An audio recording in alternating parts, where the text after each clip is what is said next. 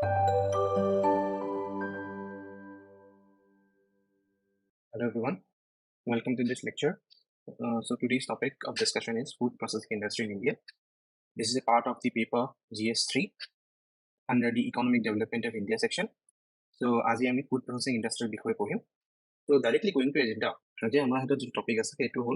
food processing industry. Industry we already know. Industry I already pohiso heavy industry, mining industry, steel industry, even airline industry, transportation industry, construction industry. So different industries already আমি পঢ়িছো তাৰে ভিতৰত আনটো term হ'ল food we already know আমি খাদ্য আহাৰ যিটো আমি গ্ৰহণ কৰোঁ গতিকে ইয়াৰে ভিতৰত মেইন যিটো টাৰ্মিনলজি হ'ল কিৱৰ্ড এইটো হ'ল প্ৰসেসিং সো প্ৰসেসিংৰ মেইন ৰুট ৱৰ্ড হৈছে প্ৰসেসিং শব্দটো হৈছে প্ৰসেসৰ পৰা ফৰ এক্সাম্পল যদি আমি এটা এক্সাম্পল লওঁ আমাৰ দৈনন্দিন জীৱনৰ পৰা মেইন এক্সাম্পলটো হ'ল যেতিয়া আমি খাদ্য আহাৰ খাব লাগে ফাৰ্ষ্টতে আমি কি ষ্টেপ ফলো কৰোঁ ফাৰ্ষ্টতে আমি বজাৰত যাওঁ ভেজিটেবলছ কিনি আনি কিনে সেইবিলাক ঘৰত ধুই পখালি চাফা কৰি লওঁ তাৰপিছত যেতিয়া খাদ্য ৰান্ধিবলৈ টাইম হ'ব সন্ধিয়া দুপৰীয়া যেতিয়াই হয় তেতিয়া আমি সিহঁতক সৰু সৰু টুকুৰা কৰি ল'ম কনভিনিয়েণ্টলি ৰান্ধিবলৈ যিটো সুবিধা হয় সেই হিচাপতে কাটিং স্লাইচেছ কৰিম তাৰপিছত নেক্সট প্ৰচেছটো হ'ল স্পাইচেছ দি কিনে তেল দি কিনে আমাৰ যিটো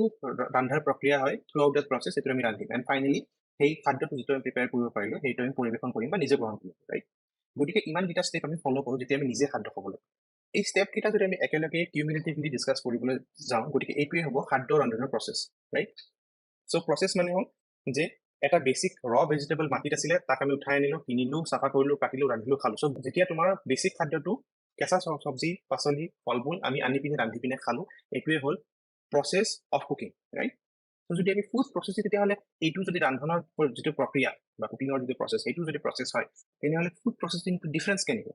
হাউ is it different than normal cooking যদি আমি ইয়াৰ ডেফিনেশ্যনটো চাব খোজোঁ তেতিয়াহ'লে আমি গম পাম যে food processing refers to the value addition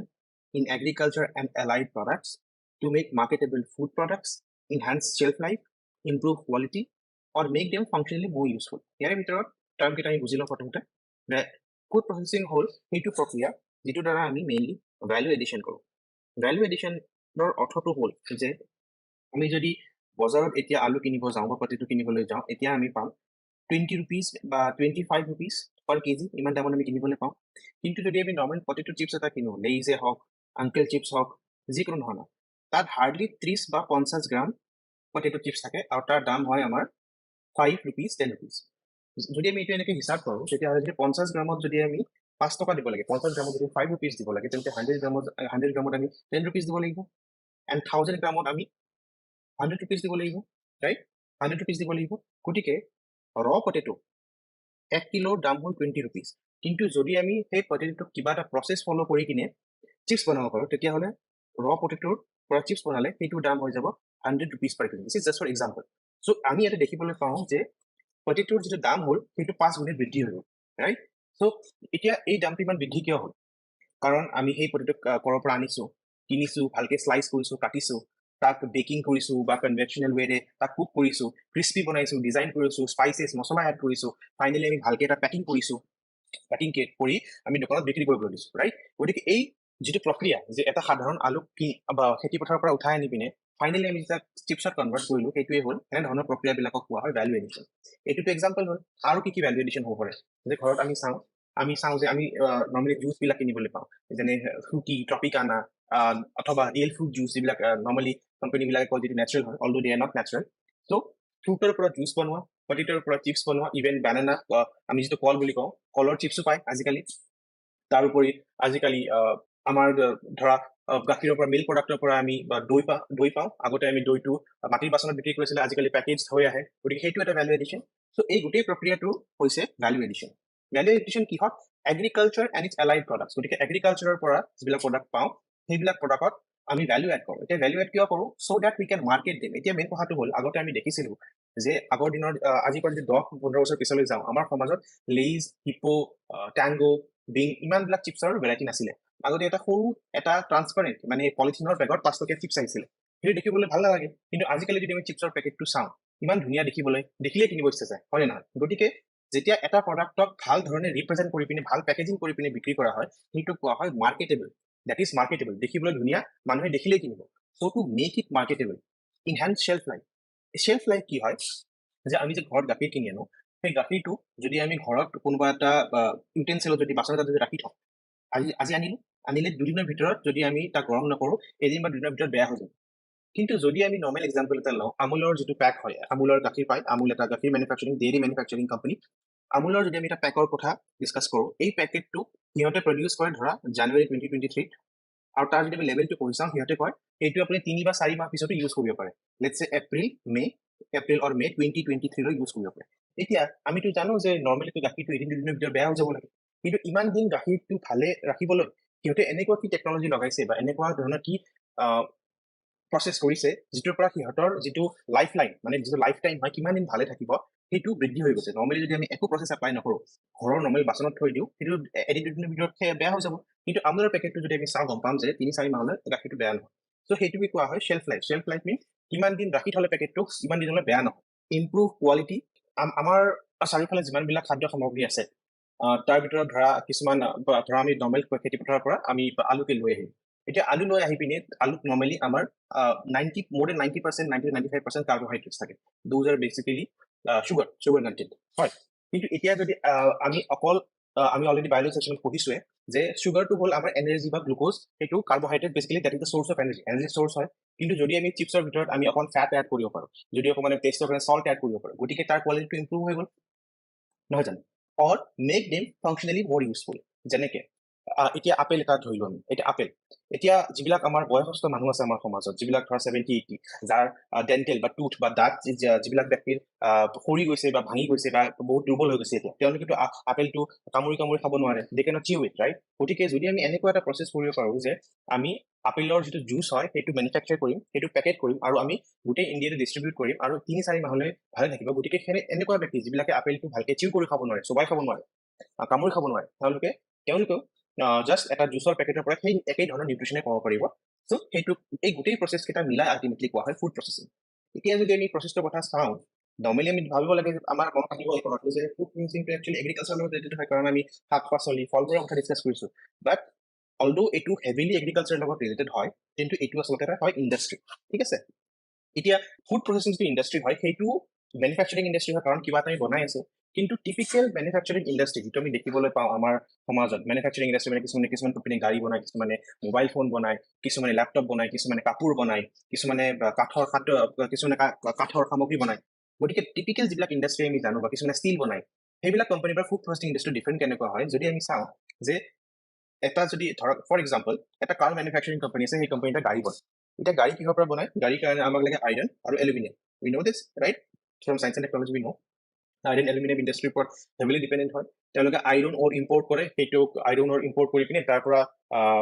তেওঁলোকে সেইটো মেল্ট কৰি পিনে ষ্ট্ৰাকচাৰ মল্ডৰ ভিতৰত দি কিনে গাড়ীৰ শেপত বনায়। তাৰপিছত অন্য জেগাৰ পৰা আৰু বিভিন্ন ধৰণৰ লিথিয়াম, আয়ৰণ, বিভিন্ন ধৰণৰ মেটেলবিলাক মিলাই আল্টিমেটলি তেওঁলোকে এখন গাড়ী বনায়, ৰাইট? চ' ইনিচিয়েলি যিটো প্ৰডাক্ট আছিলে সেইটো হ'ল আইৰণ বা এলুমিনিয়াম, আৰু ফাইনেলি আমি এখন গাড়ী পালোঁ। যদি আমি ইনিচিয়েল প্ৰডাক্টটো যিটো আইৰণ, নৰ্মেলি মাটিৰ ভিতৰত থকা আইৰণ বা এলুমিনিয়াম আছিলে, আৰু ফাইনেল যিটো প্ৰডাক্ট সেইটো হ'ল আমাৰ গাড়ীখন, দুয়োটাৰ মাজত বহুত পাৰ্থক্য আছে। কিন্তু যদি আমি ফুড প্ৰচেছিং ইণ্ডাষ্ট্ৰিৰ বিষয়ে পঢ়িবলৈ চাওঁ, তেতিয়াহ'লে আমি দেখিম যে ফুড প্ৰচেছিং ইণ্ডাষ্ট্ৰিত the final product is very similar to the raw product. যদি আমি চিপছৰ পেকেটটোৰ পৰা এটা চিপছ উলিয়াই চাওঁ, সেইটো তেতিয়াও সেইটোৰ ভিতৰত অকল আলুৱে থাকিব, ৰাইট?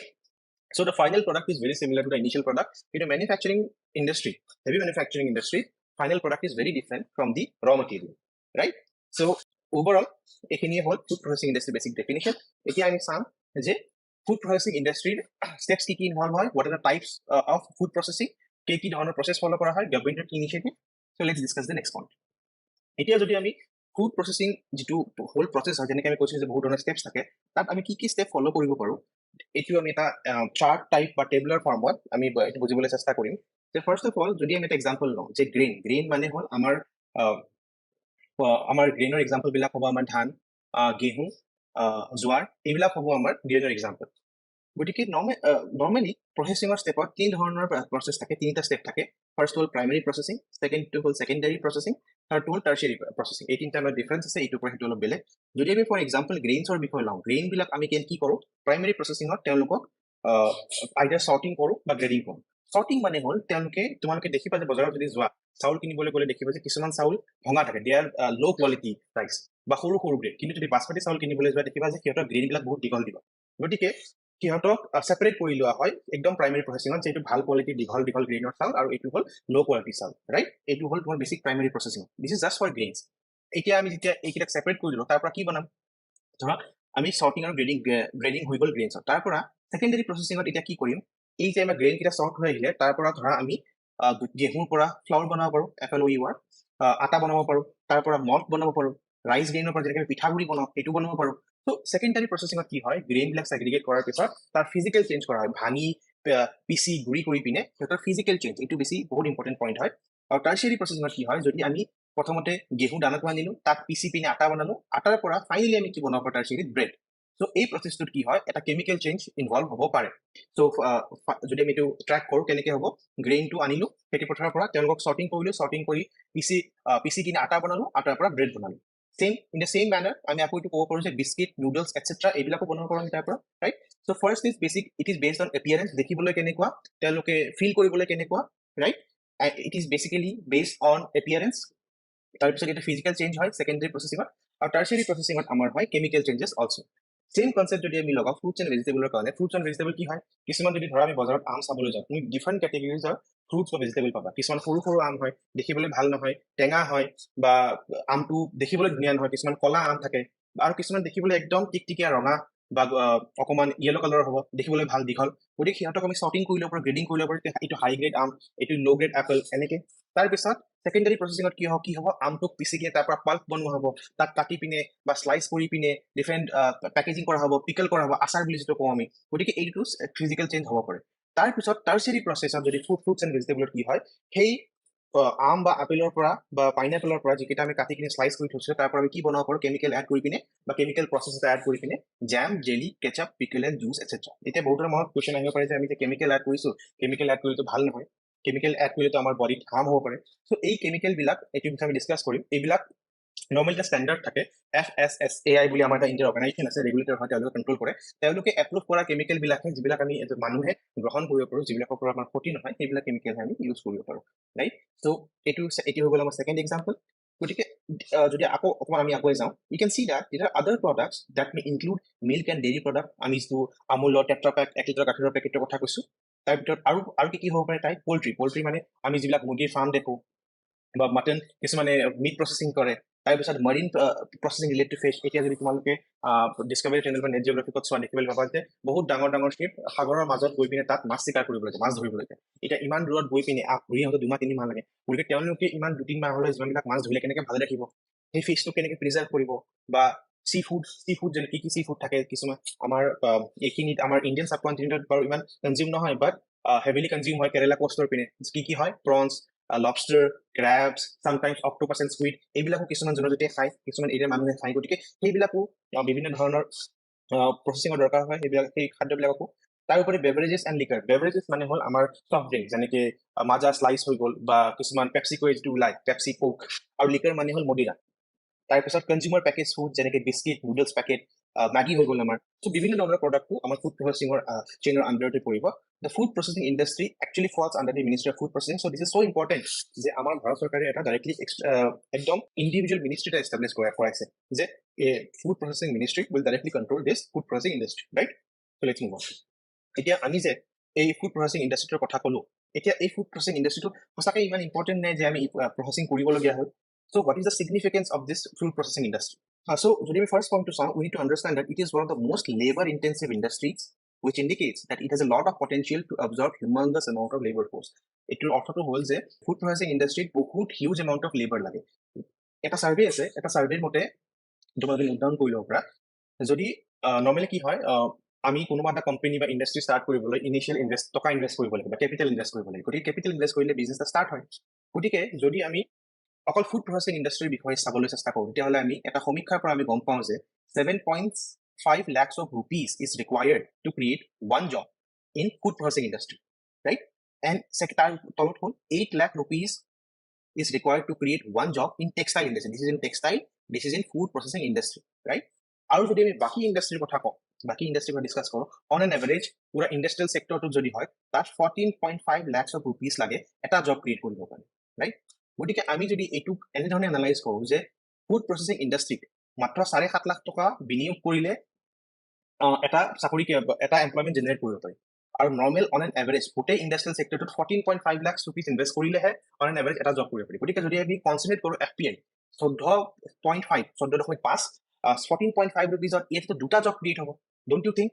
যে এইখিনি পইচা যদি বেলেগ ইণ্ডাষ্ট্ৰীত নিদি পিনে যদি অকল ফুড প্ৰচেছিং ইণ্ডাষ্ট্ৰীত দিওঁ তেতিয়াহ'লে এজনৰ ঠাইত দুজন মানুহে চাকৰি পাব সেইকাৰণে ইয়াক কোৱা হয় যে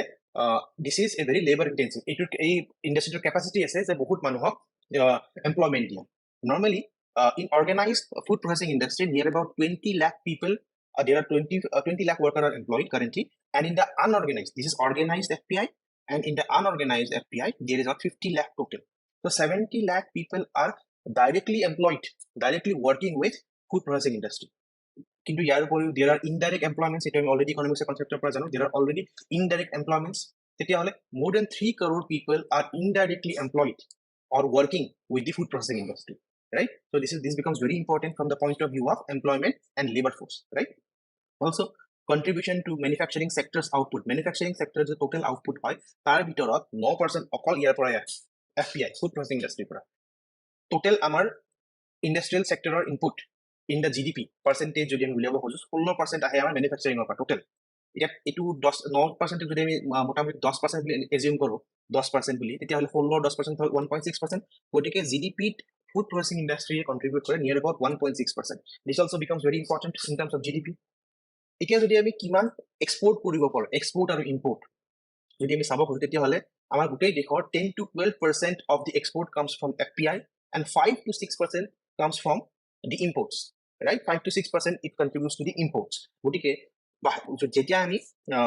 এক্সপোৰ্ট কৰো বাহিৰলৈ বস্তু পঠিয়াও তেতিয়া হলে আমাৰ ইউএছ ডলাৰত আহে ইউএছ ডলাৰ ভাৰতলৈ আহে ইট ইজ ইনকাম যেতিয়া আমি এক্সপোৰ্ট কৰো কাৰণ আমি যদি বাহিৰত বস্তু বেচো তেতিয়া হলে কোনোবা বাহিৰত কিনিব তেওঁলোকে আমাক ইউএছ ডলাৰ দিব তেতিয়া হলে export brings in money and imports take out money, right? So যদি আমি 10-12% এক্সপোৰ্ট কৰো আৰু 5 to 6% only import কৰো from FPI তেতিয়া হলে FPI industry is a net forex which is very very important information. The link between it is a link between agriculture and industry. Amar Bharatbharshor more than 50% people, majority of the population is related to agriculture for their livelihood, their income or karone hok agriculture log related. Aru amar yate industry sector to iman strong nohoy gotike ami jodi enekwa ta link create koribo paro je agriculture and industry link koribo paro tetia hole that would be a huge humongous step towards the growth of agriculture economy and overall the job scenario. Gotike FPI industry to it can work as a link between agriculture and industry. It indicates enhanced agricultural marketing that makes it better for farmers to sell their products and farmers can get a better revenue. Etia jodi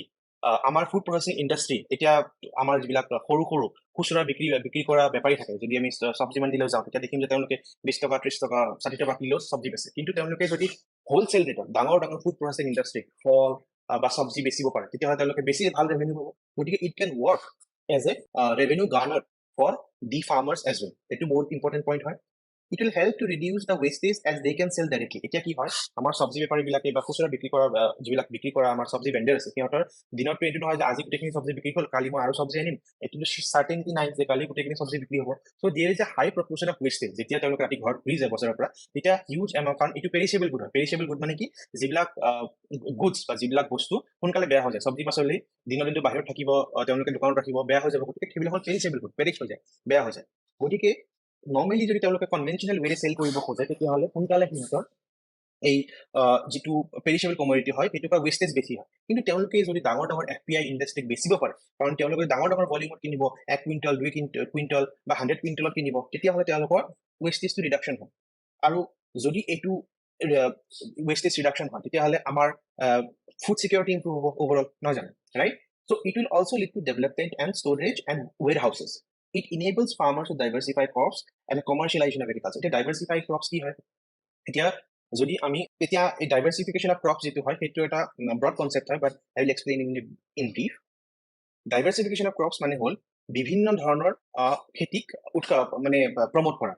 যদি আমি এটা এৰিয়াত যোৱা 20 বা 25 বছৰ বা 50 বছৰ ধৰি অকল ধানৰ খেতি হৈছে বা অকল কল উৎপাদন হয় কিন্তু যদি আমি এটা ফুড প্ৰসেছিং ইণ্ডাষ্ট্ৰি এটা খোলো তেওঁলোকে কৈছে নহয় আপোনালোকৰ পৰা চব্জি পাচলিও বা কিনিম আপোনালোকৰ পৰা আমি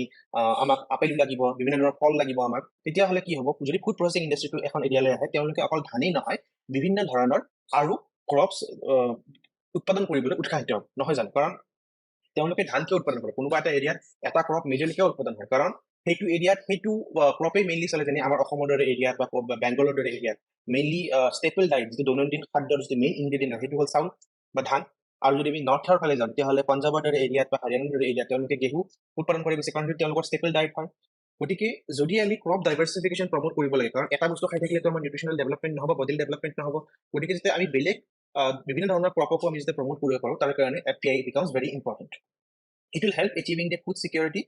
as well as it leads to reduction of wastage that we discussed earlier. Normally, this is the main important point, one of the most important point. From statistics we know, we have the data that more women are involved than men in food processing. Mohila সকল বেছি involved হয় food processing industry related to men. Hence, it helps in achieving the social objectives as well. গতিকে ই আমাক সহায় কৰিব যে social objective বিলাক পূৰণ কৰাটো ইয়াতে আমি যদি এটা নোট ল'ব খোজো ইয়াতে মই এটা just this is not related to the current topic but মই ফাৰ্ষ্টতে ইনক্লুড কৰিব লাগিছিলে দ্য প্ৰব্লেম ইন ইণ্ডিয়াৰ লগত ইণ্ডিয়ান মাৰ্কেটৰ যিটো প্ৰব্লেম হয় যে ফুড প্ৰচেছিং ইণ্ডাষ্ট্ৰি ইয়াতে প্ৰব্লেম হয় যে ভেলু এডিশ্যনৰ কথা আমি পাতিছিলোঁ এতিয়া ভেলু এডিশ্যন মানে হ'ল যে যেতিয়া এটা প্ৰডাক্টক যেতিয়া বেছিক ফৰ্মৰ পৰা নি পিনে তাত অকণমান এক্সট্ৰা অৰ্ডিনেলি কিবা এড কৰি পিনে প্ৰডাক্টক আৰু ভাল কৰি তুলিব পাৰি সেইটো কোৱা হয় value addition right from economic survey data also' from reports across industries. I mean, it data amarat ase je in case of India only 20% value addition is there. Eta er mane ki hol tar agote ami aro data sai kintu jodi bahiror jibilak western country ase Argentina Belgium maybe European country maybe America hihotor value addition hol 50 to 70% মানে তেওঁলোকে বেছি ভাল product বনাই আছে গতিকে ইয়াৰ meaning to কি হ'ল সৰল ভাষাত বুজিবলৈ হ'লে আমি এনেকৈ বুজিম যে ধৰা আমাৰ ইয়াতে পটেটো চিপছ বনাইছে কোনোবাই বা বানানা চিপছ বনাইছে কলৰ পৰা চিপছ বনাইছে তেতিয়াহ'লে তোমালোকে দেখিবা যে লোকেল যিবিলাক চিপছ হয় এটা একদম ট্ৰান্সপাৰেণ্ট পলিথিনত আহে পেকেটটো দেখিবা ধুনীয়া নহয় একদম এখন ৰঙা শ্লিপ এখন আহে ভিতৰত 5 টকা বুলি লিখা থাকে দেখিলে কিনিব মন নাযায় গতিকে অকল আমি চিপছটো বনাই কিনে কিবা কৰি বেছি পাৰিলে হ'ব কিন্তু ৱেষ্টাৰ্ণ কাণ্ট্ৰিবিলাকত ডেভেলপ কাণ্ট্ৰিবিলাকত সেনেকুৱা নহয় সিহঁতে এই কথাটো বহুত চিৰিয়াছলি লয় সিহঁতে কি কৰিছে যে অকল চিপছ বনোৱাটোৱে নহয় তাৰ পেকেজিঙৰ ভিতৰত এটা প্ৰিজাৰ্ভেটিভছ যে বহুত দিনলৈ ভালে থাকক কোৱালিটি এচিউৰেঞ্চ যে বেয়া ধৰা পটেটোৰ পৰা যদি পটেটো চিপছ বনাব লাগে তেল ইউজ কৰিব লাগিব ফেট ইউজ কৰিব লাগিব যে ভাল কোৱালিটিৰ তেল ইউজ কৰা যাওক গতিকে দ্যাট বিকামছ দ্য ডিফাৰেঞ্চ সেইটোৱে কৈছে যে আমাৰ ইণ্ডিয়াত ফুড প্ৰচেছিং ইণ্ডাষ্ট্ৰীত there is only 20% value addition is there on the other hand western country Belgium Argentina European country United States specifically তাত 50 to 70% ভেলু এডিশ্যন কৰা হয় চ' দ্যাট সেইকাৰণে সিহঁতৰ প্ৰডাক্টবিলাক বেছিকৈ বিকে এতিয়া লেইজৰ দৰে প্ৰডাক্ট এটা আংকল চিপছৰ দৰে প্ৰডাক্ট এটা বাহিৰৰ দেশৰ পৰা আহি আমাৰ গাঁৱে ভূঞে ইয়াতে মৰিগাঁও দৰং তিনিচুকীয়া গোলাঘাট হাইলাকান্দি চব জিলাতে বিকিছে কিন্তু কোম্পানীটো ইয়াৰ নহয় সেইটো পেৰেণ্ট কোম্পানী পেপচিকো সেইটো হয় আমেৰিকান কোম্পানী ৰাইট চ' সেইটো হ'ল ইছ্যু এটা গতিকে আমি যদি যাওঁ এতিয়া নেক্সট পইণ্টলৈ সেইটো হ'ল পটেঞ্চিয়েল ফৰ গ্ৰ'থ আমি কাৰণ পঢ়িছোঁ এই ইণ্ডাষ্ট্ৰীবিলাক আমি ইণ্ডাষ্ট্ৰী কিয় ডেভেলপ কৰোঁ বিকজ উই ৱান্ট যে ইণ্ডাষ্ট্ৰী যদি ডেভেলপ হয় সমাজত ডেভেলপ হ'ব কাৰণ ইণ্ডাষ্ট্ৰী হ'লে এটা এৰিয়াত ৰ মেটেৰিয়েলৰ ৰিকুৱাৰমেণ্ট হ'ব তাত জবছ ক্ৰিয়েট হ'ব ইকনমিক কণ্ট্ৰিবিউট কৰিব চ' অভাৰঅল GDP বাঢ়িব তেতিয়া ছ'চাইটি আগত যাব এণ্ড অভাৰঅল গ্ৰেট দেশখনৰ বিকাশ হ'ব right So we need to understand what is the potential for growth in this FPI industry. It is well established. It is established last over 30-40 years. The food processing industry to at a large scale or it has a very humongous potential for growth. Yep, a sunrise industry sunrise industry. Or India advantage jodi ami discuss koribo lage then we will see that ekon jodi ami India map ekhon eneka draw koribo khojo jodi ami eneka draw koro so we will see that yate amar ki ache this is the mountain range right this is the desert long coastal lines central plains the Deccan Basalt plateaus like that and the Gangetic fertile plains we have Brahmaputra fertile plains here so ami jodi sao what we can understand is that our India bharatbarbhor bhitor there are diverse agroclimatic conditions there are diverse agroclimatic zones Himalayan mountain belt eta hol eta desertic climate eta ase kukan jitu cotton ba cotton hole to aru tobacco type products hol hebilakor karone bahut heavily favored hoy palm oil something like that castor oil specifically in Gujarat etia amar jibilak fertile plains ase Punjab Uttar Pradesh Gujarat Bihar Kolkata Gangetic fertile ta dhan hoy gehu hoy coastal plains right so we have lot of diverse agroclimatic zones across the country which acts as diverse sources of raw material that would be available for this FPI industry যেহেতু আমাৰ তাত ইমান ধৰণৰ source আছে গতিকে FPI ইণ্ডাষ্ট্ৰীটো grow কৰিবলৈ সুবিধা হ'ব লাগে ৰাইট তাৰ ভিতৰত সেকেন্ড পইণ্টটো হ'ল অলসো আমাৰ কাণ্ট্ৰিখন এতিয়া ডেভেলপ নহয় গতিকে we are a developing or emerging country tate amar population has recently become the highest population all over the country all over the world we are the country having the highest population, right? গতিকে আমি যদি চাওঁ আমাৰ ডেমোগ্ৰাফিক dividend বুলি যিটো কয়, চ' যদি simply আমি কওঁ আমাৰ যিটো average age of this country is between 28 to 30, that is in the working population, around 28 to 30, এইটো কনফাৰ্ম কৰিব লাগিব, বাট নিয়াৰ about in the 20s only, mid-20s or mid-20s, yes. গতিকে ইমান যদি আমাৰ ভাল এটা লেবাৰ ফ'ৰ্চ আছে আৰু আমি যিহেতু ইমাৰ্জিং কাণ্ট্ৰি হয়, গতিকে আমাৰ ইয়াত ৱেজ ৰেট বা দিন হাজিৰা কৰিলে এজন লেবাৰক যিমান দৰমহা দিব লাগে, গতিকে সেইটো বহুত সোনকালে বহুত হিউজ এমাউণ্টত এভেইলেবল হয়, যিটো FPI ইণ্ডাষ্ট্ৰীৰ কাৰণে বহুত বেছি ইম্পৰ্টেণ্ট, কাৰণ আমি অলৰেডি পঢ়িছোঁ যে FPI industry is very heavily labour intensive, right? Also, recently we have seen that a liberal kind of policy approach has been taken by the government in FPI industry. Okay, here potentials are main, one of the main reasons for the recently কি হৈছে after the economic reforms, also with the emergence of globalization অহাৰ লগত কি হৈছে on an average আমাৰ সমাজত প্ৰতিঘৰ মানুহৰে on an average income level increase হৈছে, গতিকে যিবিলাক আগতে ল' ইনকাম ফেমিলি আছিলে তেওঁলোকে এতিয়া মিডল ক্লাছ হৈ গৈছে, তেওঁলোক আগতে কি আছিলে জইণ্ট ফেমিলি আছিলে এতিয়া নিউক্লিয়াৰ ফেমিলি হৈ গৈছে, এতিয়া ইনক্ৰিজ ইন ৱৰ্কিং উইমেন, আগতে তিৰোতা মানুহবিলাকে অকল ঘৰ চম্ভালিছিলে এতিয়া তেওঁলোকে কাম কৰিবলৈ আৰম্ভ কৰিছে, increase in urbanisation, increase in health consciousness, গতিকে এইকেইটা হ'লে we need to understand এইকেইটা যে চেঞ্জ হৈছে আমাৰ ছ'চাইটিত তাৰ পৰা কি এফেক্ট হ'ল। এতিয়া যেতিয়া আমাৰ সমাজত যেতিয়া মিডল ক্লাছ এতিয়া মানুহৰ লেভেলত ইনকাম লেভেল বাঢ়ি যাব, তেওঁলোকে কি হ'ব, আগতে যদি তেওঁলোকে অকণমান ল' গ্ৰেড গাখীৰ কিনিছিলে এতিয়া তেওঁলোকে ক'ব নহয় আমাৰ ইনকাম বাঢ়িছে, গতিকে আমিও এতিয়া আমুলৰ দৰে হাই কোৱালিটি টেট্ৰা পেকৰ গাখীৰহে কিনিম, আমি 10 টকাৰ কাৰণে এটা সস্তা বস্তু নিকিনো, আমি আগতে এইটো বা চাউল লৈছিল এইটো কিনিছিলোঁ, আজিকালি আমি এইটো নিকিনো, আগতে বিস্কিটটো আমি খোলা বিস্কিট কিনিছিলোঁ, আজিকালি আমি পেকেট পাৰ্লেজিৰ বিস্কিটটো হেল্প, গতিকে with increase in income level মানুহৰ পাৰ্চেজিং বিহেভিয়াৰটো চেঞ্জ হয়, hence the demand is increasing for food processing industry or process foods. Nuclear family মানে কি হ'ল, আগতে খুৰা জেঠা পেহা চব ডাঙৰ ডাঙৰ ফেমিলি আছিলে, এটা ফেমিলিতে 20-25জন মেম্বাৰ আছিলে, কিন্তু আজিকালিতো অকল হামদো হমাৰে দো টাইপ অকল কাপল আৰু তেওঁলোকৰ maybe 2 children with them, let's চে 2 + 2 4 নিউক্লিয়াৰ ফেমিলি। এতিয়া কি হ'ল নিউক্লিয়াৰ ফেমিলি হোৱাৰ কাৰণে কি হৈছে, আগতে ঘৰত খাদ্য সামগ্ৰী তৈয়াৰ কৰা মানুহ বহুত আছিলে বা বজাৰত গৈ পিনে লৈ অহা মানুহ বহুত আছিলে, চব্জি লৈ অহা মানুহ বেছি আছিলে। নিউক্লিয়াৰ ফেমিলিত যেতিয়া মানুহবিলাকে কামত যেতিয়া ৱৰ্কিং প্ৰফেচনেল বাঢ়ি যায়, তেওঁলোকে নিজৰ জীৱনত খাদ্য মেনেজ কৰা বা ৰান্ধি খোৱাটো ডিফিকাল্ট হৈ পৰে, গতিকে তেওঁলোকৰ জীৱনত কি হয় পেকেজ ফুডবিলাকৰ প্ৰয়োজনীয়তাটো একদম ড্ৰাষ্টিকেলি বাঢ়ি যায়। আমাৰ যিবিলাক ষ্টুডেণ্ট হোষ্টেলত থাকে তেওঁলোকে জানিব যে how much essential is a packet of মেগীটো কিমান এচেঞ্চিয়েল হয়, গতিকে সেই চিটুৱেশ্যনটোক যদি আমি কম্পেয়াৰ কৰোঁ তেতিয়াহ'লে কিমান এচেঞ্চিয়েল হয় সেইটো আমি বুজিব পাৰোঁ যে ফুড প্ৰচেছিং ইণ্ডাষ্ট্ৰীৰ প্ৰডাক্টবিলাক কিমান এচেঞ্চিয়েল হয়। ইনক্ৰিজ ইন আৰ্বানাইজেশ্যন ইনক্ৰিজ হোৱাৰ ফলত কি হৈছে যে নতুন ফুড প্ৰচেছিং ইণ্ডাষ্ট্ৰীবিলাকে আৰ্বানাইজেশ্যনৰ কাৰণে কি হৈছে, নাও দে হেভ এক্সপ'জাৰ, এতিয়া প্ৰতিজন মানুহৰ ঘৰত ডিছ টিভি আছে, প্ৰতিজন মানুহৰ ঘৰত ফোন আছে, ৰাইট? প্ৰতিটো গলিয়ে এখন খুচুৰা দোকানী আছে বা আজিকালি এমেজন ৰিটেইল একদম চহৰৰ কোনে গৈ পাইছে। এইটোৰ ফলস্বৰূপে কি হৈছে যে মানুহে এই ধৰণৰ যেনে লেজৰ এটা এড আছে, এফালে এড কৰে, পেপচি কোকৰ এটা এড আহে, গতিকে এইটো মানুহে চাব পাৰে, গতিকে আৰ্বানাইজেশ্যনৰ ফলত কি হৈছে there is a higher exposure, মানুহে এইটো এড চাব পাৰিছে যে because of which they become away, এতিয়া গম পাইছে অ'কে লেজ বোলা এটা বস্তু আছে, অ'কে পেপচি কোক বোলা কিবা বস্তু এটা আছে, অকল আমি নেমু চৰ্বতে নহয় দেৰ আদাৰ বেভাৰেজেছ অলসো। চ' আৰ্বানাইজেশ্যনৰ কাৰণেও এইটো এটা there is a bit of push for growth in FPIs, right? Also there is increase in health consciousness, এতিয়া আমিতো নৰ্মেলি জানো যে আমাৰ এটা কনচেপ্ট আছে মনত যে বা আমি এটা ধাৰণা লৈছো যে একচুৱেলি প্ৰচেছ ফুডবিলাক ইমান ভাল নহয়, আনহেল্ডি নহয়, কিন্তু যদি আমি just for sake of example আমি যদি চাওঁ এজন মানুহৰ বাটাৰ খাবলৈ ইচ্ছা আছে কিন্তু তেওঁ নিজৰ কেলৰি শকত হ'ব ইচ্ছা নাই, গতিকে আজিকালি কি হয় বজাৰত গ'লে দেখিবা যে ল' কেলৰি বাটাৰ আহে, গতিকে ল' কেলৰি বাটাৰটো কোনে কৰে, low' calorie butter is prepared by the food processing industry. So' this kind of options are available, এতিয়া মানুহৰ হাতত বহুত বেছি অপশ্যন হৈছে। Because of all this reasons and above these reasons also'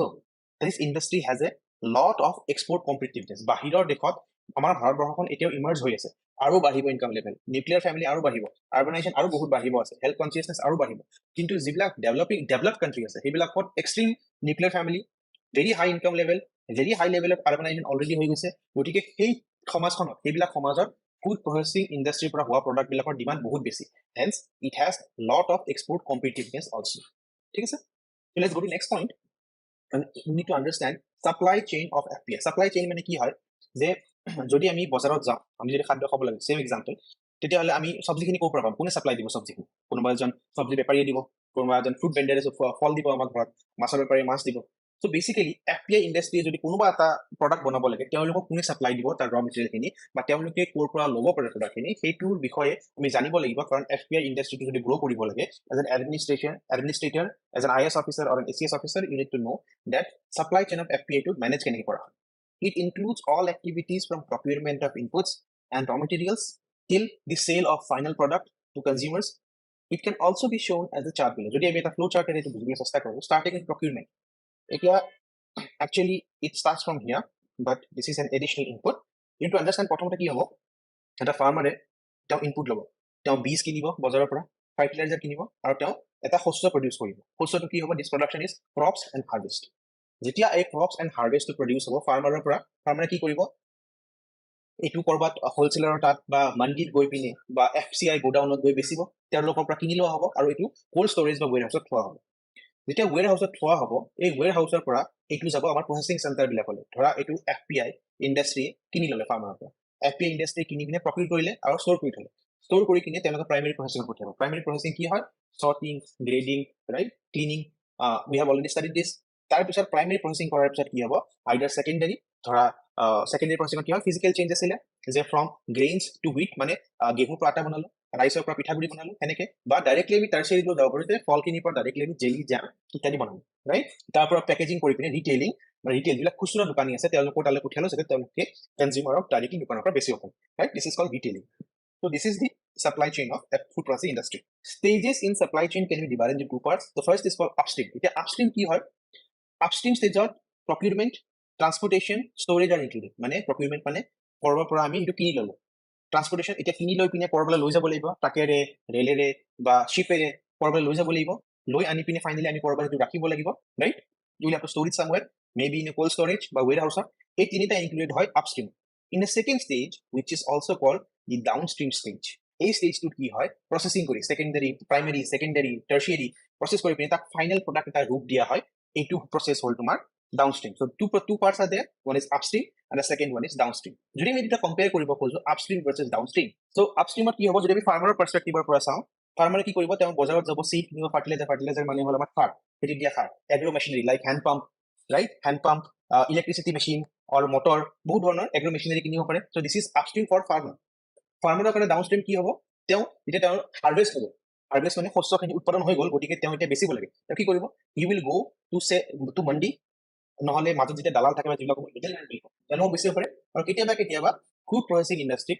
তেওঁলোকে ডাইৰেক্টলি চেল কৰিব পাৰে so this is upstream and downstream from farmer খেতিয়কৰ কাৰণে এইটো হ'ল upstream আৰু এইটো হ'ল downstream ৰাইট কিন্তু যদি আমি ফুড প্ৰসেসিং ইণ্ডাষ্ট্ৰিৰ পইণ্ট অফ ভিউৰে চাওঁ কথাটো তেতিয়াহ'লে তেওঁলোকৰ কাৰণে upstream কি হ'ব দে বাই ফ্ৰম মন্ডি ফাৰ্মাৰৰ পৰা কিনিব পাৰে আৰু কেতিয়াবা মিডলম্যান বা দালালৰ পৰা কিনিব পাৰে their main purchase is regarding supplies for preservative edible colors etc their main purchase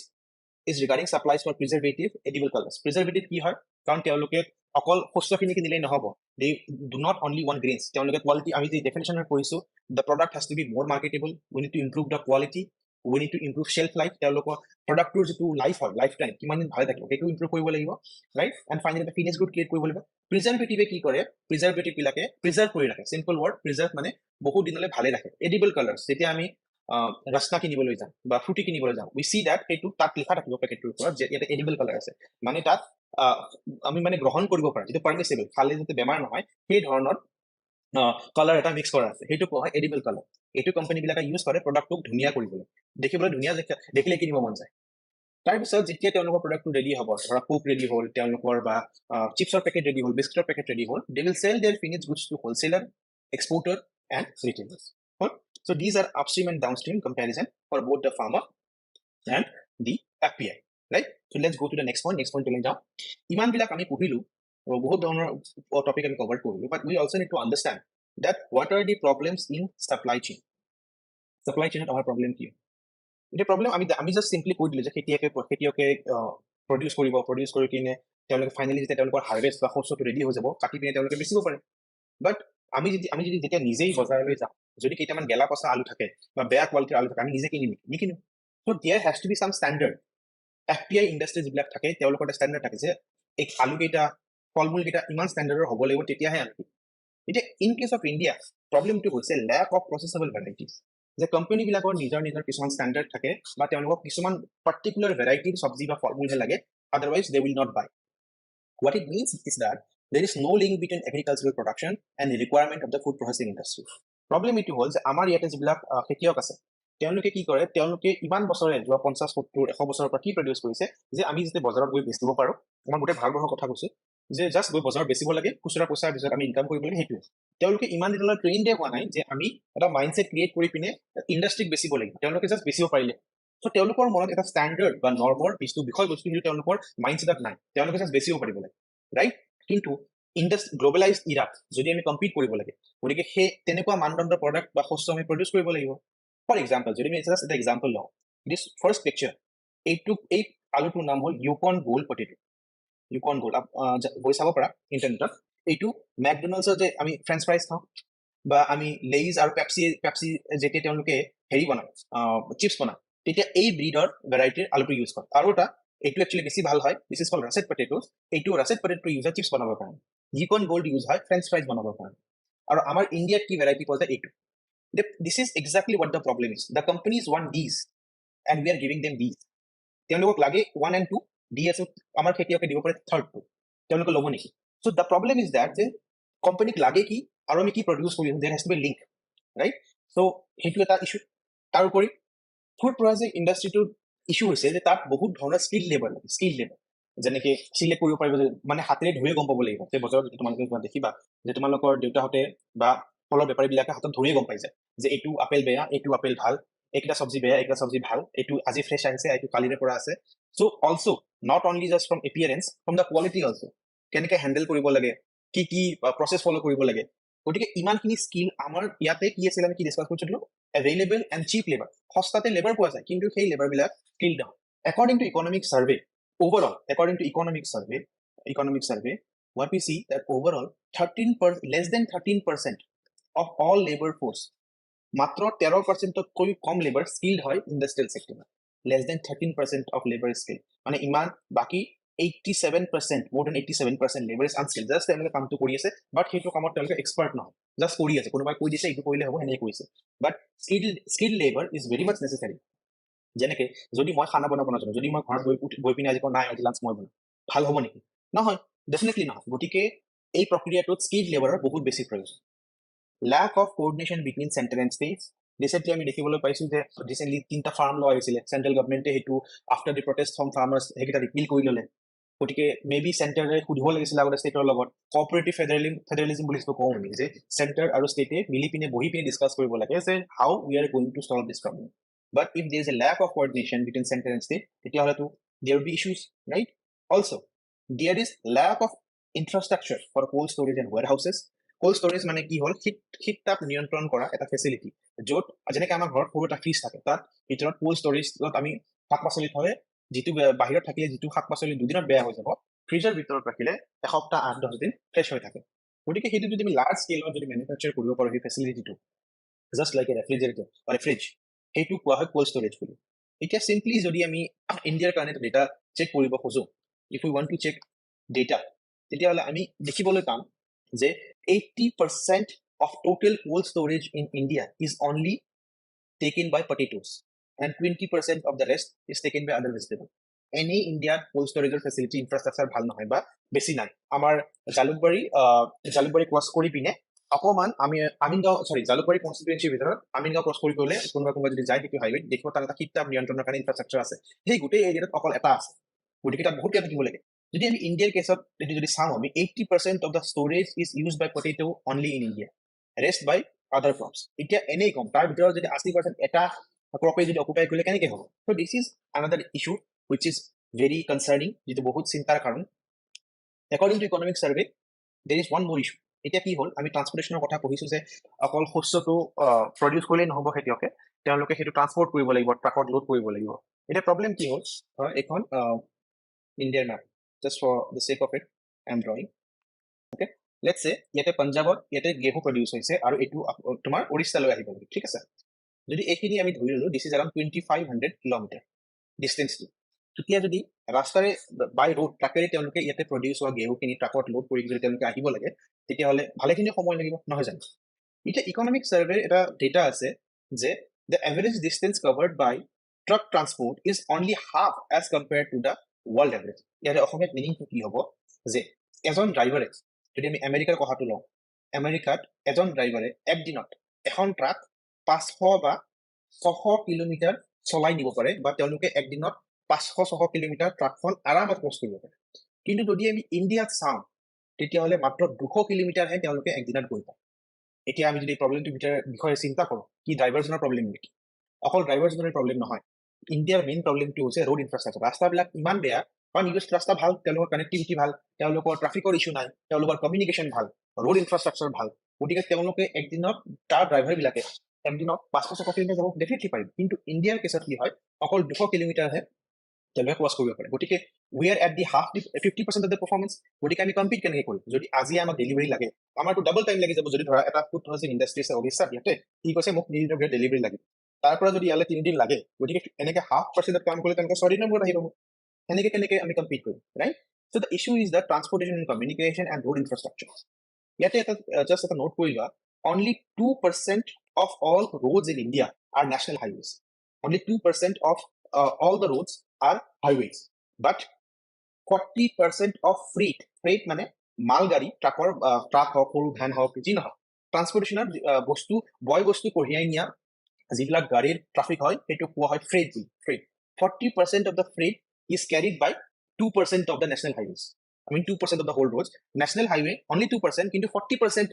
freight যিটো হয় সেইটো national highway ৰে যায় so this is a very concerning fact which indicates it to indicate কি কৰে যে logistics are very weak thus perishable products get wasted in huge amount এতিয়া যদি 3 দিনত আহিব বলগীয়া বস্তু যদি 6 দিনত আহি পাৰে তেতিয়াহ'লে definitely waste হ'ব right lack of emphasis on product development innovation we already have seen এই লাইনটো যদি আমি মনত ৰাখিব পাৰো বহুত ভাল হ'ব যে sometimes supply may create its own demand কি হয় যেতিয়া দোকানত আমি যাওঁ গৈ পিনে দেখো যে এটা নতুন পেকেট আহিছে চিপছৰ ৰিসেন্টলি এটা প্ৰডাক্ট আহিছে লেইজৰ গৰমে দেখিবলৈ পেকেটটো বহুত ধুনীয়া হয় আগৰ দৰে সিল্কি পেকেট নহয় অকমান ম্যাট ফিনিশ আছে প্ৰডাক্টৰ ওপৰত দেখিলে কিনিব মন যায় তেতিয়া মই নাজানো প্ৰডাক্টটো ভাল হয় নে নহয় কিন্তু দেখি এইবোৰ মানে ইমান ভাল লাগিছে যে এবাৰ 10 টকাৰে বা 20 টকাৰে কিনি একবাৰ খাই চাওঁ সো এইটোকে কোৱা হয় sometimes supply may create its own demand তোমাৰ মনত এটা প্ৰশ্ন উঠাব ইনকুইজিটিভনেছ উঠাই দিব যে চাই লওঁ প্ৰডাক্ট কি বা ভালে হয় কিজানি সো কিন্তু ইণ্ডিয়ান প্ৰডাক্ট বিলাক ইমান কম্পিটিটিভ নহয় তেওঁলোকৰ মাৰ্কেটিংটো ইমান ভাল নহয় তেওঁলোকৰ প্ৰডাক্ট ডিজাইনিং ইমান আপ টু দা মাৰ্ক নহয় যিটোৰ কাৰণে there is an issue in product development and innovation also there is lack of focus on quality and standards this standard in quality issue has led to depletion of export and in food processing item recently Nigeria amar India পৰা যোৱা কফ syrup কেইটামান because of that lot of kids died সেই কাৰণে কি হৈছে ইণ্ডিয়াৰ পৰা যোৱা বহুত ধৰণৰ প্ৰডাক্ট আউটসাইড কান্ট্ৰিত ব্যান্ড কিয় ব্যান্ড হয় তেওঁলোকে কৈছে যে ইণ্ডিয়াৰ পৰা অহা প্ৰডাক্ট বিলাক সাবস্ট্যান্ডাৰ্ড মানে ভাল প্ৰডাক্ট ভাল কোৱালিটিৰ প্ৰডাক্ট নহয় so it's better to ban them সেইবিলাক গ্ৰহণ কৰিলে আমাৰ দেখত বহুত মানুহৰ নুকসান হৈছে so standard issue and quality issue is there সেইটো এটা ইস্যু হয় also আমাৰ ইণ্ডিয়াত এগ্ৰিকালচাৰাল সেক্টৰটোৰ ইনহেৰেন্ট প্ৰবলেম নিজৰ কিছুমান প্ৰবলেম আছে যে আমি থ্ৰু আউট দা ইয়াৰ প্ৰডিউস কৰিব নোৱাৰো আমি জিওগ্ৰাফি ক্লাইমেট ওয়েদাৰৰ ওপৰত বহুত ডিপেন্ডেন্ট হয় যে এটা সিজন শস্য হয় এটা সিজন নহয় সেইটো লিন সিজন বুলি কয় লিন সিজন যেতিয়া হাৰভেস্ট নহয় সেই সিজনটোত খেতিয়কো বহি থাকিব লাগে আৰু যদি খেতিয়ক বহি থাকে তেতিয়াহ'লে তেওঁলোকে শস্য হাৰভেস্ট কৰিব নোৱাৰিলে তেওঁলোকে ফুড প্ৰসেছিং ইণ্ডাষ্ট্ৰীক সাপ্লাই দিব নোৱাৰে আৰু সাপ্লাই যদি ফুড প্ৰসেছিং ইণ্ডাষ্ট্ৰীক দিব নোৱাৰে সেইখিনি সময়তো লেবাৰৰ পইচা দিবই লাগিব স্যালাৰি দিব লাগিব মেচিনৰ ভাড়া দিবই লাগিব ইলেক্ট্ৰিচিটি বিল দিবই লাগিব so during shutdown periods when there is no harvest companies can't reduce their fixed cost thus their overall cost increases also এটা এটা বহুত ইম্পৰ্টেন্ট প্ৰবলেম হয় ইয়াৰ উপৰি মেইন প্ৰবলেমটো হয় যে আমাৰ শস্য প্ৰডিউসিং বা হাৰভেস্ট প্ৰডিউসিং যিখন মেইন ষ্টেট হয় Punjab Haryana Bihar and UP and some belt of Gujarat also এটা ইস্যু হৈছে যে তাত APMC Act বুলি এখন এক্ট আছে সেই এক্টটোৰ মতে কি হয় APMC এ মানে মন্ডি বনাইছে হেতু ইটস এ কাইন্ড অফ হাট সো সেই এক্টখনৰ মতে সেই ষ্টেট কেইখনত ফাৰ্মাৰে ডাইৰেক্টলি কাকো বেচিব নোৱাৰে অকল তেওঁলোকে APMC মন্ডিতহে বেচিব লাগিব আৰু কোনোবা বেলেগে যদি কিনিব খুজিছে থাৰ্ড পাৰ্টি APMC মন্ডিৰ পৰাই কিনিব লাগিব right so due to the APMC Act there are a lot of problems in procurement and there are a lot of middlemen বহুত corruption হয় ফাৰ্মাৰে নিজৰ ৰেভিনিউ নাপায় তেওঁলোকে কেনেকৈ সাৰ্ভাইভ কৰিব নহয় জানো so these are lot of problems in the whole supply chain and food processing industry as a whole so let's go to the next point now we have seen ki etia ami we all know right ki protito industry protito sector protito business the problems but the main role that has to be played is always by the government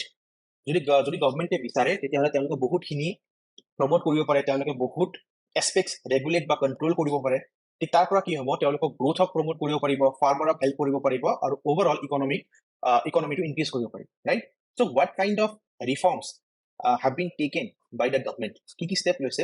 recently we know that tax rebate is given from the government's end কি ধৰণৰ tax rebate দিছে low GST on machinery for food processing industry তেওঁলোকে normally কি হয় আমি যদি কিবা এটা কিনিব লাগে 18% 28% GST দিব লাগে কিন্তু যদি সেই সেম মেচিনটোৱে যদি ফুড প্ৰসেসিং ইন্ডাষ্ট্ৰিৰ কাৰণে ইউজ হয় তেতিয়াহ'লে এইটো কম GST দিব লাগিব 18%ৰ জায়গাত অকল 12% দিব লাগিব গতিকে 6%ৰ ৰেহাই হৈ গ'ল also lot of CIP rebate is given on perishable goods যাতে তেওঁলোকে প্ৰমোট কৰিব পাৰে যে তোমালোকে ইমান দিব নালাগে অকমান ৰিবেট লৈ লোৱা যেটো আমি দৰ হ্ৰাস কৰা বুলিও ক'ব পাৰো right apart from that FPIs are included in priority sector lending in financial institutions priority sector lending কি হয় যে গভৰ্নমেন্টে এইটো ৰুল বান্ধি দিছে যে যিমান পোৰশন এটা বেংকে লোন দিব total loan let's say 1 lakh টকা লোন দিছে বেংকে তাৰ ভিতৰত সাম পোৰশন লেটস সে 20% 30% or 10% এইটো প্ৰায়োৰিটি সেক্টৰ মানে এগ্ৰিকালচাৰ MSME দিবই লাগিব সো সেই সেক্টৰটোৰ ভিতৰত প্ৰায়োৰিটি সেক্টৰৰ ভিতৰত FPI টো ইনক্লুড কৰা হৈছে যে তেওঁলোকে লোন পাবই পাব সো ক্ৰেডিটৰ তেওঁলোকৰ একো ইস্যু নহয় also government has allowed 100% FDI under the automatic route কি হয় 100% FDI allow কৰিছে automatic মানে no permission required but except on liquor নহয় liquor কাৰণ বহুত high revenue generating হয় সেইটো that's a different topic কিয় নিদিলে সেইটো will discuss on GST also government has set up a sector skill council or SSC on FPI a food map of India is uploaded on the website of Ministry of Food Processing to indicate surplus and deficit ক'ত বেছি আছে ক'ত কম আছে সেইটো indicate কৰিবলৈ food processing industry এখন map আছে investor portal বনাইছে ministry to promote investment decentralization of implementation of the schemes of Ministry of Food Processing reforms are proposed in the APMC Act also the APMC Act of the college farm যদি এনেকে restrict কৰা হয় ফাৰ্মাৰক যে তোমালোকে APMC বেচিব লাগিব এনেকে যদি ৰেষ্ট্ৰিক্ট কৰিলে তেওঁলোকৰ নিজে গ্ৰোথ কৰিব নোৱাৰিব সো ৰিফৰ্মছ লাগিব তাত কৰিব লাগিব also government has introduced one act Food Security and Standard Act 2006 যিটোৰ পৰা FSSAI a organization to food security food safety and security standard authority তেওঁলোকক ৰেগুলেটৰ কৰা হৈছে যে তেওঁলোকে চাৰ্টিফাই কৰিব লাগিব সিল মাৰিব লাগিব যে এই প্ৰডাক্টটো তেওঁলোকে চাৰ্টিফিকেট দিলেহে এই ফুড প্ৰসেসিং ইন্ডাষ্ট্ৰি প্ৰডাক্টটো মাৰ্কেট বেচিব পাৰিব otherwise it will be illegal তেওঁলোকে পেনাল্টি দিব পাৰিব they can ban a product recently you might have heard তোমালোকে শুনিছিলা চাগে Maggi there was a issue of lead content PB content lead থাকা বুলি সন্দেহ কৰিছিল ইউপিত বহুত FSSAI বহুত প্যাকেট জব্দ কৰিছিল and they banned Maggi for some time in the market কিতাপত ধৰণৰ ক'লে আপোনালোকে এইটো ঠিক কৰক তেতিয়াহে বেচিব পাৰিব এতিয়া one of the main topic it was mega food park this is very important government has launched mega food park scheme in 2008 it was based on hub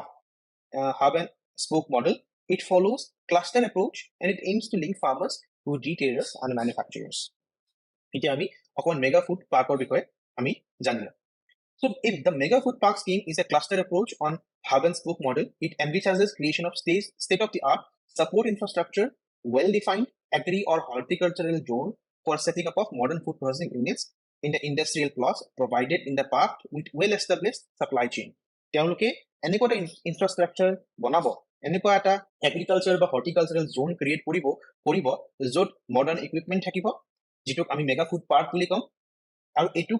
এই processটো implement কৰা হ'ব cluster approachৰে the cluster approach make food processing more economically viable. Let's say যদি আমাৰ এইটো mega food park হয়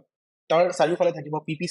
PPC মানে হ'ল primary processing চেণ্টাৰৰ চাৰিওফালে থাকিব কালেকচন চেণ্টাৰ এগ্ৰিগেশ্যন পইণ্ট বেসিক্যালি ইয়াৰ পৰা তেওঁলোকে কালেক্ট কৰিব প্ৰাইমাৰী প্ৰসেসিং কৰা হ'ব ৰাইট সো যদি আমি এইটো উল্টাকে বুজিব চেষ্টা কৰো let's try to understand it in the reverse manner যদি আমি এটা কি কৰিম এইটো ধৰা ইয়াতে ফাৰ্মাৰ আছে ইয়াতে ফাৰ্মাৰ সেলফ হেল্প গ্ৰুপ আছে ফাৰ্মাৰ আছে লেটস দিস আৰ অল ফাৰ্মাৰ্স এই ফাৰ্মাৰ কেইটাই তেওঁলোকে ৰ মেটেৰিয়েল সাপ্লায়াৰ কেইটাই কি কৰিব তেওঁলোকে কালেকচন চেণ্টাৰ্ছত গৈ এগ্ৰিগেশ্যন point these are called aggregation point তেওঁলোকে ইয়াতে বেচিব পাৰিব বা তেওঁলোকৰ পৰা কালেকচন চেণ্টাৰত ৰ মেটেৰিয়েল কালেক্ট কৰা হ'ব কালেকচন চেণ্টাৰৰ পৰা তেওঁলোকে প্ৰাইমাৰী প্ৰসেসিং চেণ্টাৰলৈ তেওঁলোকে পঠিয়াব য'ত প্ৰাইমাৰী প্ৰসেসিং কৰা হ'ব primary processing indicates primary processing indicates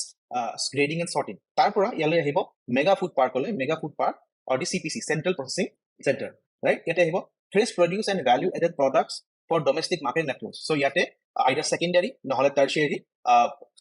tertiary process use কৰি পিনে এটা ফাইনাল প্ৰডাক্টটো প্ৰডিউস কৰা হ'ব ৰাইট সো গতিকে এটো মেইন ইস্যু কি হ'ল so what we understand from this model এটো আমি যিবিলাক বস্তু পঢ়িলো তাৰ পৰা হাউ ইজ ডিফাৰেন্ট এতিয়া মেইন কথাটো হ'ল মেগা ফুড পাৰ্ক অৰ CPC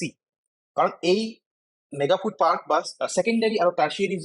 প্ৰসেসটো ইমপ্লিমেন্ট কৰাৰ যিখিনি required সেইখিনি কাৰণে বহুত হেভি ইনভেষ্টমেন্ট লাগে গতিকে যদি আমি এটা সেন্ট্ৰেল ঠাইত মেগা ফুড পাৰ্ক বা সেন্ট্ৰেল প্ৰসেছিং চেণ্টাৰ য'ত সেকেন্ডাৰী আৰু টাৰ্চিয়াৰী কামখিনি কৰিব পাৰি তাৰ কাৰণে যদি আমি এটা জায়গাত বনাব পাৰোঁ only in one place let's সে দেয়াৰ ইজ সেন্ট্ৰেল হাব আৰু তাক আমি ডিফাৰেণ্ট প্ৰাইমাৰী প্ৰসেছিং চেণ্টাৰৰ লগত কানেক্ট কৰিব পাৰোঁ আৰু সেই প্ৰাইমাৰী প্ৰসেছিং চেণ্টাৰবিলাক ডিফাৰেণ্ট কালেকশ্যন চেণ্টাৰৰ লগত কানেক্টেড হ'ব সেই ডিফাৰেণ্ট কালেকশ্যন চেণ্টাৰ্ছবিলাক ডিফাৰেণ্ট ফাৰ্মাৰৰ লগত কানেক্টেড হ'ব গতিকে we can create a network around it এতিয়া হাব এণ্ড স্পোক মডেল কি হয় যেতিয়া আমি চাইকেল চলাওঁ বহুতে চাইকেল চলাইছে চাগে মাজত কি হয় ইয়াতে হাব এটা থাকে চাইকেলৰ চকাত তাৰপিছত ইয়াতে এনেকে স্পোক থাকে চাইকেলৰ right so' this is call hub and spoke model এটা চেণ্টাৰত যিটো হাব থাকে সেইটোৱে এই গোটেই স্পোক কেইডালক ছাপোৰ্ট কৰে চ' এইটোকে কোৱা হয় hub and spoke model right so we have included the details of it but mainly a diagram to bahut important hai and the government is trying jodi ami ei to implement koribo paro if we can implement this then this should be a really beneficial model not only for the farmers but for the overall food processing industry etia types of main kohato hol in 2016 what the government did government e ei scheme bilakok merge kori kine eta scheme uliaisile pm kisan sampada yojana আগতে ইমান different scheme কৰবাত CIT দিছে কিবা দিছে food park বনাইছে so government merged all these into a single scheme called PM Kisan Sampada Yojana there were আৰু সাতটা different schemes আছিলে সেইকেইটাকো মিলাই PM Kisan Sampada Yojana 2016 merge কৰিলে ঠিক আছে okay so till now I hope everything is clear so let's go to the next point let's see how this mega food park is there across the Indian map in case of India what we can see that these blue ones these are operational মানে এইবিলাক চলি আছে এইবিলাক already running হয় ইয়াতে আছে আমাৰ ইয়াতে পাঞ্জাবত এখন আছে পাঞ্জাবত আছে আমাৰ ইণ্টাৰনেশ্যনেল ফুড পাৰ্ক ইয়াতে আমাৰ মধ্যপ্ৰদেশত আছে ইণ্ডাছ মেগা ফুড পাৰ্ক মধ্যপ্ৰদেশত ইয়াতে MIPS মেগা ফুড পাৰ্ক আছে আমাৰ ওড়িশাত য়েছ এণ্ড চিনি ফুড পাৰ্ক আছে আমাৰ Andhra then this is Karnataka integrated food park Patanjali food park in Himachal Uttarakhand and আমাৰ নৰ্থ ইষ্টতে ইভেন আছে north east mega food park this one here so' the pink ones are in progress সেইবিলাক বনাই আছে অপাৰেশ্যনত অহা নাই dark blue ones are the ones যিবিলাক বনাই তেওঁলোকে কাম আৰম্ভ হৈ গৈছে দে আৰ অপাৰেশ্যনেল তেওঁলোকৰ পৰা প্ৰডাক্ট বাহিৰত গৈ আছে এইবিলাক পিংক কেইটা বনোৱা কমপ্লিট হোৱা নাই সেইবিলাক বনোৱা কমপ্লিট হ'লে তাৰ পৰা প্ৰডাক্ট আৰম্ভ যাব আৰু গ্ৰে কেইটা একদম ডাৰ্ক গ্ৰে আছে মানে এইকেইটা প্লান কৰা হৈছে লেটছ চে দিছ ওৱানছ এইবিলাক মানে প্লান কৰা হৈছে যে ইয়াতে ফিউচাৰত বনোৱা হ'ব মানে it is still in planning stage this map is very important যদি মনত ৰাখিব পাৰে খুব ভাল তাৰপিছত ফুড প্ৰচেছিং ইণ্ডাষ্ট্ৰীত আমি অলৰেডি এটা ডিছকাছ কৰিলোৱে যে কোল্ড ষ্ট'ৰেজ কাৰণ যদি আমি শাক পাচলিক ৰাখিব লাগে বা ফল মূল হওক বা খাদ্য সামগ্ৰী যদি বহু জনে ভাল ৰাখিব লাগে cold storage becomes very important so we need to see that where these cold storage facilities are available yate ase gotike what we can see from this map this symbol is for meat this is for food and fruits and vegetables this is for dairy milk marine like mass khamo to samudro to khana hoy mane to ami lobo pore squid octopus let's say lobster lot of seafoods even fish but mainly fish and multi commodities sometimes spices also ready to eat products so jodi we get an example now if we go here in Punjab we can see for vegetables dairy and meat cold storage is there in Haryana for fruits dairy and meat is there in Rajasthan cold storage for fruit dairy and spices is there in Assam for fruits cold storage is there right so we can see there are a lot of cold storage available but these are not enough we need to really understand this point these might seem এইবিলাক তোমালোকে যদি চোৱা overall বহুত বেছি যেন লাগিব পাৰে but considering our country's the volume হয় কিমান but this storage volume is pretty low বহুত বেছি হ'ব লাগে ইয়াৰ ভিতৰত এটা কনসেন্ট্ৰেট কৰিবলগীয়া কথা হ'ল যে কোড কোল্ড ষ্টৰেজ কোনটো জোনত বেছিকৈ আছে যদি আমি চাওঁ এই যিটো নৰ্থ আৰু নৰ্থ ইষ্টাৰ্ণ সেক্টৰ আছে ৰাজস্থান পঞ্জাব হাৰিয়ানা হিমাচল ইভেন জম্মু কাশ্মীৰ উত্তৰাখণ্ড উত্তৰ প্ৰদেশ এই নৰ্থ ৰিজনটোতে ইমানবিলাক আছে সাদাৰ্ণ ৰিজনটোতো বহুতবিলাক আছে কিন্তু আমি যদি ইয়াতে চাওঁ ইয়াতে মাত্ৰ দুটা আছে অকল দুটা গোটেই নৰ্থ ইষ্টত তো আমি চাব লাগিব যে আমাৰ নৰ্থ ইষ্টৰ জোনটো এই ক্ষেত্ৰত পিছ পৰি আছে ইয়াতো যদি আমি চাওঁ অকল গোটেই নৰ্থ ইষ্টৰ ভিতৰত এখনহে north east mega food park operational হয় কিন্তু এইখিনি দিছ নৰ্থ ইষ্টাৰ্ণ ৰিজনত বহুত কেইটা পাৰ্ক প্লেণ্ড অলৰেডি অলছ' তাত বহুত অপাৰেশ্যনেল হৈ আছে so' this is overall the requirement আমি পঢ়িলে আৰু বহুত পঢ়িব পাৰোঁ so' I will share some notes also' on this but more or less we have covered the details of everything so before ending let's discuss one question that was asked by UPSC okay so the question that was asked by UPSC is the question 2019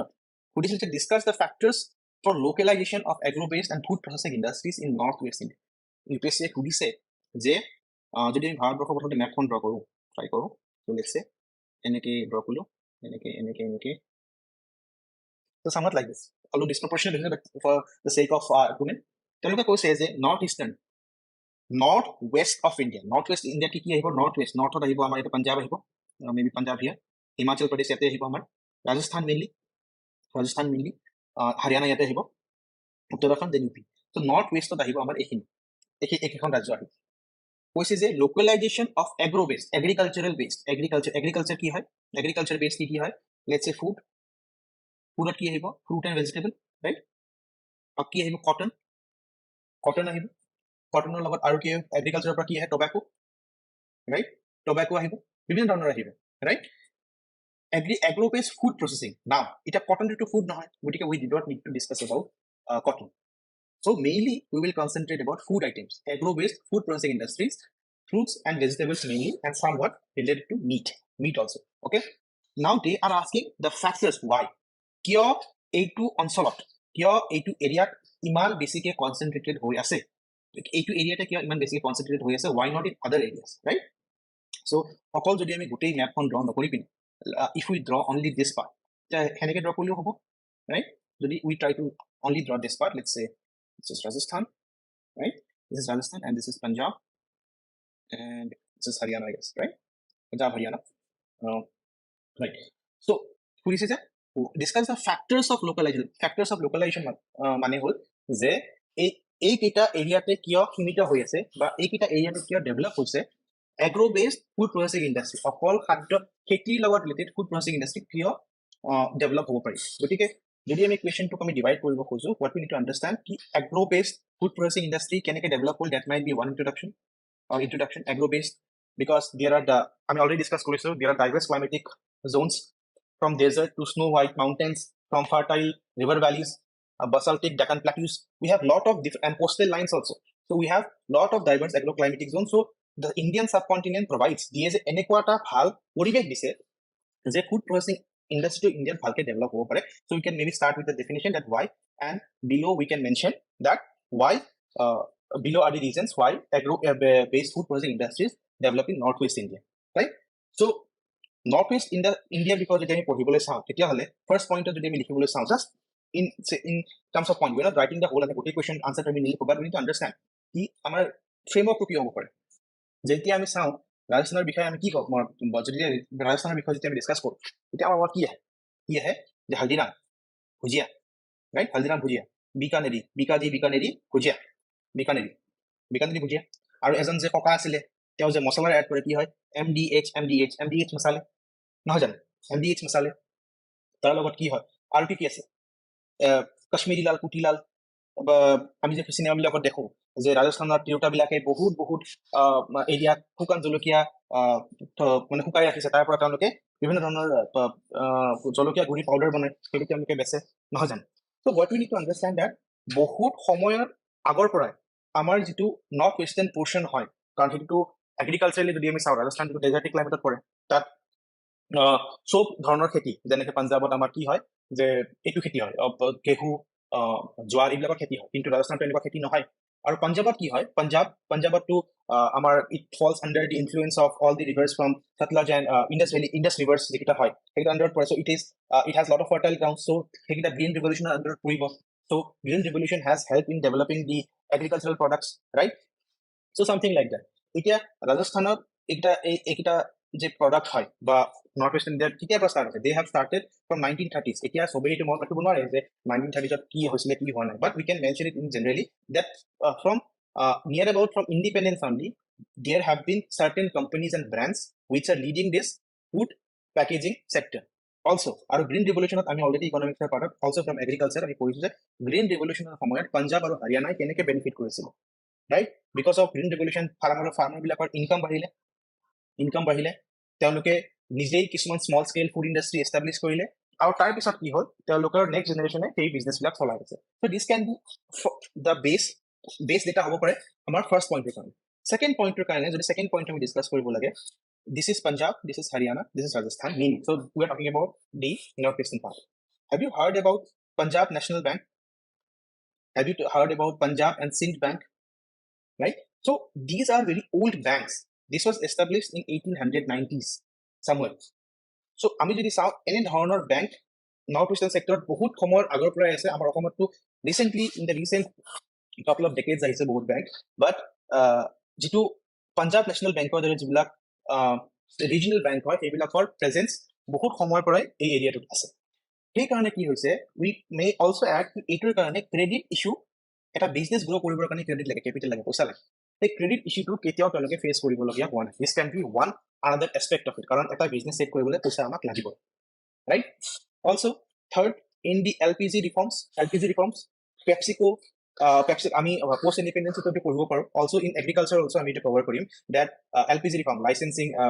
liberation, privatisation, globalisation 1990s basically. পেপচিকোৰ দৰে কোম্পানীবিলাকে কি হ'ল, তেওঁলোকে contract farming আৰম্ভ কৰিলে পাঞ্জাৱত, basmati rice, let's চে পটেটো, জলকীয়া, টমেটোজ, চিপছ। তো তেওঁলোকে যেতিয়া এই প্ৰডাক্টবিলাক যেতিয়া তেওঁলোকে ইম্পৰ্ট কৰা আৰম্ভ কৰিলে, what they understood কি ইয়াৰ পৰা আমি কি বনাব পাৰোঁ, we can create beverages also, right? So PepsiCo দৰে কোম্পানীবিলাকে ক'ত ষ্টাৰ্ট কৰিলে, they started here. What did they start? They started contract farming.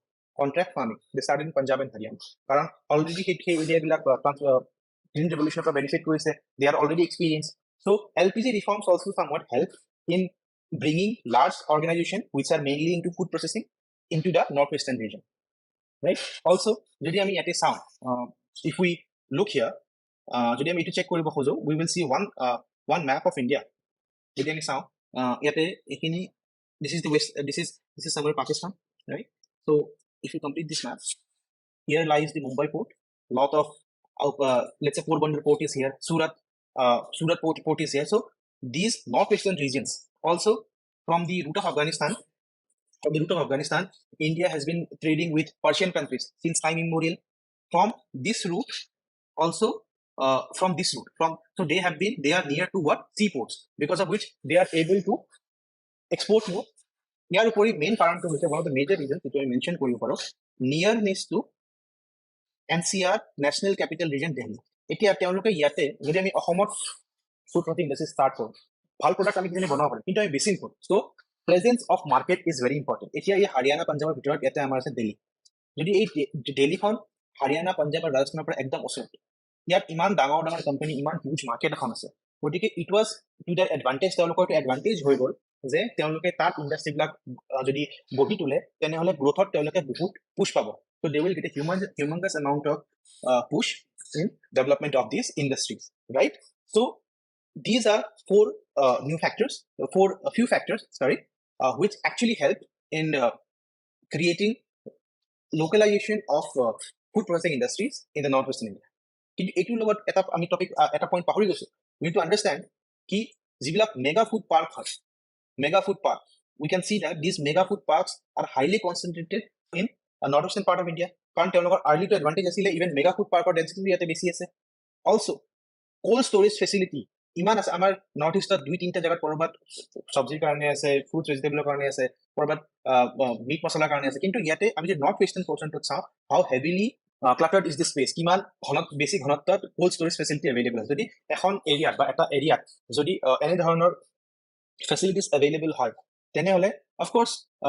it will lead to the humongous amount of growth and localization of agro-based industries in northwestern part of India. So we can try, আমি সবে try কৰিব পাৰোঁ। I expect কি সবে এই কুৱেশ্যনটো লিখিবলৈ, formulate কৰিবলৈ try কৰিব। In the also lastত এটা conclusion দিব পাৰে যে due to presence of entrepreneurial spirit from local players, right, founders of Haldiram, Bikaneri, Bikaji, MDH, and also due to the presence of revolutions like Green Revolution, right? Also due to the enough amount of credit flow from the financial institutions, also including also considering the importance of cold storage, the densely packed, or let's say more abundant cold storage availability in the northwestern region have led to a more localized agro-based food industry in the northwestern part of India, right? Also the main important factor would be the presence of the national capital region near to the northwestern part of India, which works as a catalyst in the growth, right? So that's it. I hope তোমালোকে এইখিনি গোটেইখিনি revise কৰিবা, তাৰপিছত we can continue from this part. Thank you everyone. So let's finish this. Bye bye.